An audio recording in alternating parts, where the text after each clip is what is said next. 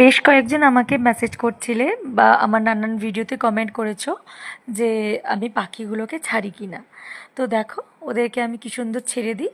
দিনে একবার করে হলেও আমি ছাড়ার চেষ্টা করি, আর যাতে ওরা প্রাণ খুলে ঘুরতে পারে আর উড়তে পারে।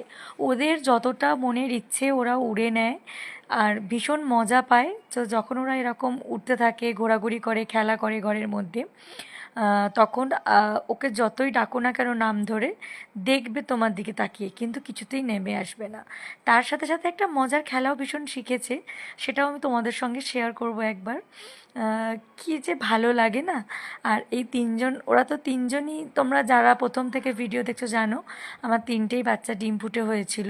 তো ওই তিনজনেই ভীষণ আনন্দ করে, ওড়ে, আবার নিজেদের মধ্যে ভীষণ খুনসুটি করে, আবার নানান রকম খেলাও শিখেছে। তার সঙ্গে আবার আমি ডাকলে কিভাবে চলে আসে, আবার ধরতে গেলে কিভাবে পালিয়ে যায়, সেই দুষ্টুমিটাও তোমাদের সঙ্গে শেয়ার করব।